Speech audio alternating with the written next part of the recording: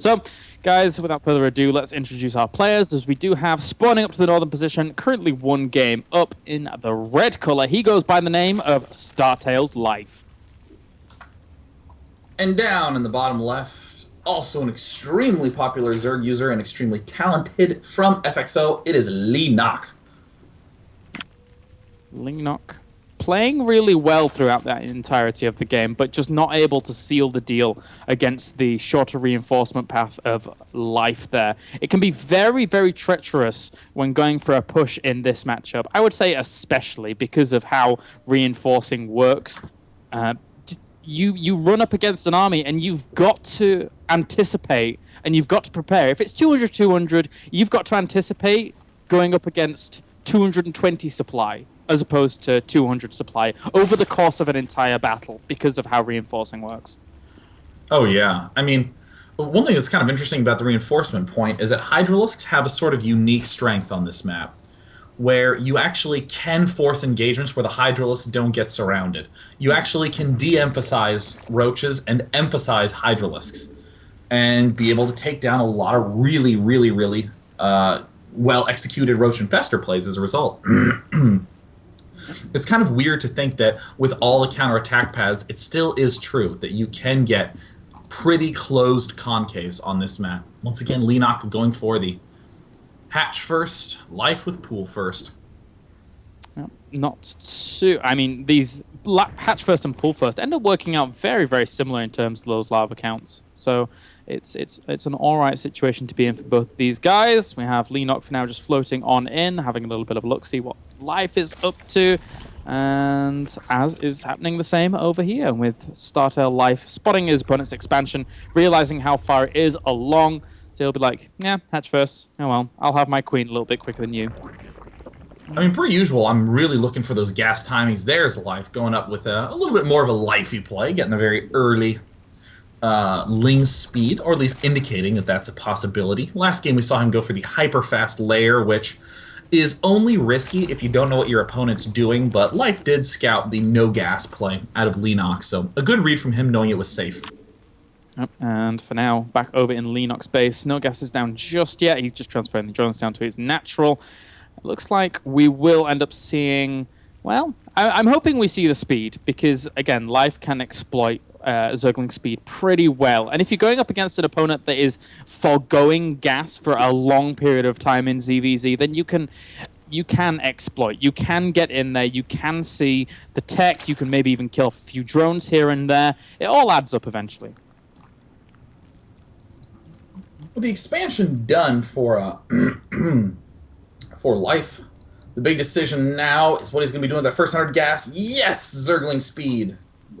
Going to be coming up with some big ol' aggression, and Leenock, interestingly, going for a 4-queen build. Now, in your vast excitement over the ZVZ matchup, what are your thoughts over the 4-queen opening? It's pretty unusual. Yeah, it really is. The big thing that I like about a 4-queen opening will be basically just to add to a SimCity. Like a natural, this is one of the aspects of it at least, just to make sure that your defenses there are a little bit easier. We will probably end up seeing Leenock probably go for evolution chambers and spine crawlers in that location as well, and just blocking that off, adding a little bit of extra DPS is pretty good. Do you have any other thoughts on it, Sean? Well, I mean, it's always interesting how the defense relates to the gas timing. With this timing, it's kind of one of those suspicious timings. With 3 gas. If it was quadruple gas, I'd probably be like, yeah, he's likely going for the fast mutilisting, but I would much more so anticipate some sort of fast double ups. And there it is. There's the fast double upgrades coming down from Leenock. I'm really hoping that we have the Ling Ultralisk. I think Life doing a smart play, saying, hey, if you are going quadruple queen, screw this. I'm just going to go for another base. Yeah, it seems maybe the stream may have gone down, but for now we will have the double evolution chamber, as you said, finishing up. StarTale Life with the layer. We have the hatchery on the way. Ranged going down for both players here, so neither one wanting to deviate and go super specialized into the melee upgrades, which, again, it's pretty cool, but ranged is the standard. It's the safe bet. You don't want to be taking too many risks against an opponent as high caliber and high octane aggression as Leenock or Life. I'm not really feeling so good about Leenock's opening at this point. I mean, Life is still even with him in the attack upgrade. He will be way ahead in the speed upgrade, and is clearly ahead in the base count. It is still just 3 queens to 4. That's really the only edge that Leenock has at this point. So I'm feeling extremely so that Leenock is probably going to have a hard time unless he gets a really, really big attack in. Yeah, the Roach one. Again, going to finish up in a sec, as he is spreading his creep between his natural and his third. I do like that from a defensively minded position from both of these players. People say creep spread isn't that important in this matchup, but it really is to couple up your bases. And even spreading into the middle of the map for vision is a fantastic, fantastic little tool at your disposal if you have that extra energy. But a lot of people do like saving that energy for things like transfuses, etc. Yeah, that's one thing that Leenock is a super pro at, is just conserving until transfuse energy, sometimes even neglecting injects to famously defend a super aggressive rush from Life. Leenock with his expand coming up, he's going to be forced to go down the +2/+2 route and be somewhat low on the infestor count. Still not a lot of drones at that third base for Life, so in a sense he doesn't have a third base right now. Leenock can flood drones and actually be ahead in economy. Yeah, he can. He really can. It's going to be a little bit difficult for his opponent to actually deal with, as +2 does start here for Life as well. And we have 13 roaches on the way at any given point in time for Leenock. Wow. With that infestation pit finishing up, Startail Life now pushes across the map to try and punish this third. ZVZ dynamics denying some kind of third, or punishing the third is so, so important here. And if Life happen to be okay. And it's going to be perfect timing. His 1-1 is about to finish. His speed is about to finish. Here he is poking up. He's going to encounter those roaches. He needs to pull back for just a few seconds, but still, it is forcing Leenock to build more roaches, while in the meantime, Life can actually get his drone count up. Yeah, and with extra gas gases now going down for both players, they want that 6 gas gases up and running very, very swiftly. If Life still sticks around here for a long time, but it looks like he wants to retreat back for now, then there's the potential that he can delay his opponent's 4th whilst taking his own 4th eventually, which is, again, a pretty big deal here on this map because of how long games can go. And if you can get 7th and 8th gas geyser quicker than your opponent, then you are in such a great spot here on Cloud Kingdom. Oh, yeah. I mean, with both of them, though, going for the heavy roach emphasis and starting to add on the infestors, ooh, that's an interesting choice. We see Life getting his macro hatch up. Does not even have any infestors yet. Does have a couple in production, but this is going to be a super aggressive mid-econ game. Yep, with those 2-2s finishing up in a second. And again, I have to reiterate the point of, people go Hive in this matchup, not really specifically for Broodlords or specifically for Ultralisks sometimes. They do go Hive sometimes just for 3/3 upgrades, just because you're sticking around on a lot of Roaches, a lot of Hydralisks, a lot of Infestors. The Infested Terrans benefit so heavily from the upgrades as well, that if we see this go even longer and the Hives come out, don't instantaneously expect Broodlords and Ultras, etc. Yeah, that's one of those funky things where Broodlords are actually not amazing in this matchup in the way they are for the others. Like, if you have 6 Broodlords all of a sudden versus Terran, you're like, oh, thank God, I did it. Yeah. But Infested Terrans and, of course, just Roaches receive such little damage. They can tank very, very well, those Roaches. So bulky, actually, for their tech. And for now, even complementing those Hydralisks, we'll run around, kill off an Overseer, and we will see Life trying to establish himself a 4th base. But Leenock is too going to establish himself a 4th base, and we're kind of getting to that point that you were on about before, Sean, with sitting around and not doing too much on this map, trying to turtle up and go for that kind of play. Because when you're going up against an opponent like Leenock or Life, pushing out when you're on, like, I don't know, 150 supply to 180 supply or anything less than max is kind of a gamble. It's kind of hard. It is risky unless you're Leenock Killaris. Then you're happy to counterattack. Look at this. He has his counterattack force and this huge force moving up to the right. Leenock and Life both getting very close to establishing their expansions. And here's the double-pronged attack coming up from Leenock. Standard Leenock here as he does try and focus down the Hydralisk Den, and he gets the Groove Spines upgrade. Why was the Hydralisk Den all the way out there? Oh, what the hell just happened? It's a little bit of the good old funky decision making. So now it's just going to be a good old range 5 Hydras. Nothing wrong with that. Leenock going for that Hive now as well here. The Roach is trying to swing back in once again from either side, trying to get a good engagement here against Life, but Abundance do lock them down for a little bit, preventing that concave from making, and tons of infested Terrans for Leenock here. Still a lot of firepower for him, not that much left over for Life, but he is rallying in quite nicely. More Roaches actually coming in from the back from Leenock. What a fantastic move, picking off a few of those Hydras, but still, rally too good for Life. And now I see Leenock heading to Hive, making 40 Roaches in production. This is standard, classic, good old Leenock. And in all that exchanging, only one worker has been killed in this entire game. Wow, I wasn't really expecting that little a number, but there you go, as the Hive will pop in very soon. And again, you can pretty much anticipate either just going straight to 3-3 straight away, or, well, maybe the Ultimus Den, no, Cavern even, but still, what? Did he have to make his Hydralisk Den again? Life made it again in the exact same spot. Oh. Leenock walked up and killed it in the exact same spot. We're seeing Leenock get a little bit of momentum, continuing to get these slightly better Roach engagements.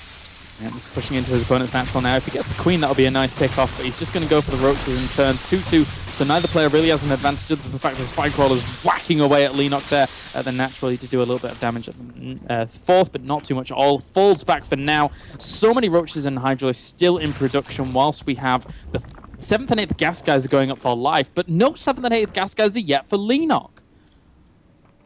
Wow. I mean, per usual, Leenock just likes aggressing.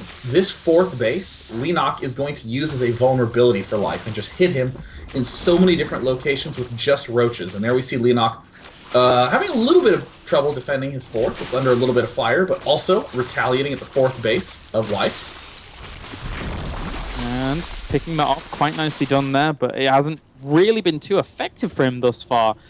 Still 11, 12 more Hydralisks on the way for Life. He's just... both players are just crushing up against one another, really not caring too much about how much they lose, just trying to find a way to exploit one another. And, well, Life has the arguably the better economy right now, so he's going to be able to populate more and smash up against his opponent more than Leenock.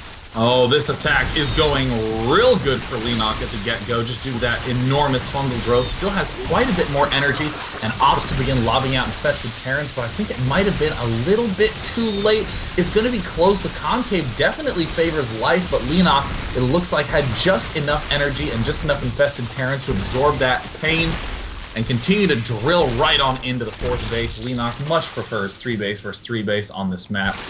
And it's going to be see you later Expo for Life. Leenock is so good at these macro games, and there we go, there's the +3 weapons now on the way for him. He's been very gas-starved, so he would have ideally wanted to have started those earlier, those 3-3 upgrades earlier, but he just has not had the opportunity to, with all of these trades going on, and him realizing how the momentum of the game has swung, so he couldn't afford to spare the gas, otherwise Life would have potentially tried to put on some aggression. So now we're in the weird position where Life is slightly behind on workers, slightly behind on Roaches, and way behind in Hydralisks. Leenock has really secured himself a tremendous lead with all that attacking. How does Leenock do it, man? This game has been back and forth, but Leenock has always seemed to come out on top with every little engagement that's occurred. And, you know, taking this 40 supply lead, how does Life now start to try and battle his way back here? Well, Life in this position is just going to try to continue to expand, try to, like, keep focus on his defensive angles, but Leenock continuing to poke up at the far, far north side of the map, having his army wander around the center. Really low infestor count out of Leenock still. Leenock actually just now researching pathogen glands. Oh, I didn't realize that, but oh well. Wow. With unupgraded infestors, no problem for Leenock. He's just going to continue to ram in. Oh god, every time I see pathogen glands missing, I think back to that Violet game where he lost versus, oh god, who was it? This was in IronSquid cast, right? Yeah, yeah. It was Symbol versus Violet, I believe, or Symbol versus Leenock. But yeah, that was brutal to watch, and you know that kind of mistake can cost you a game. But Leenock has persevered through that and made extra good use of his roaches and Hydralisks. He doesn't even have any infestors out until well, he does have 3. I don't know where they are, but he's been utilizing his roaches most here to really, really ramp up the aggression on life. And there's the big attack that Leenock's been trying to set up for a while. He does have the 7 roaches, getting ready to do a little pressure at the 4th, while he swings right on into the main. Oh, the 4th base is definitely going down. Leenock with these perfect multi-angle attacks. I mean, Life, I think, is probably going to run down this force, but this little pack of roaches on the left has killed off the 4th base. Is going to even get the chance to do a few shots at Life's 3rd, but... So tactically, that was a cool play, but it didn't pan out. Leenock just lost everything. Is Life just going to counter swing after being behind for so long? Oh man. I asked what he could do, and maybe this counterattack is the option, but still, Leenock has a lot of infestors rallied over to there, a lot of roaches and a lot of Hydralisks now piling up in that location to try and shut this down. Life, I can't help but feel that this attack is his last bastion of hope. I don't see how he can actually macro out of this situation he finds himself in. But it's a nice bastion. I mean, Leenock fell kind of far behind in that attack, and is sort of scrambling to catch up. Right now, Leenock is dead broke, and main and natural, same story for Life. I think Life might just park himself here and then try to get up and expand. Ooh, catching a few infestors that were burrowed here as well, but they're trying to get fungals on those infestors that are so low. Will he get that fungal? If he gets one more fungal, it's going to pop all of those 5 infestors, and he gets it! Oh! And they're going to pop! Oh my god. That was really nicely played there by Leenock. Wow. I mean, now at this point in time, it's just 3 infestors versus 4 infestors. That infestor advantage has kind of disappeared. Leenock just drills through, ripping up all these slow Hydralisks. Wait till Heart of the Swarm for your roller skates, where you can actually turbo boost. Leenock, again and again and again, it's these little tactical moves that allow him to pull ahead, and with this large attack, this is going to be a nightmare to hold off. I mean, the Hydralisk count, 29 to 15. The Hydralisks for Leenock are going to do such an insane amount of damage. He is just going to roll right through this. Life is going to lose the 4th, lose his army, and no doubt lose the game. More Hydralisk, a Hydralisk flank, you don't see that very often. Good game, we're tied 1-1.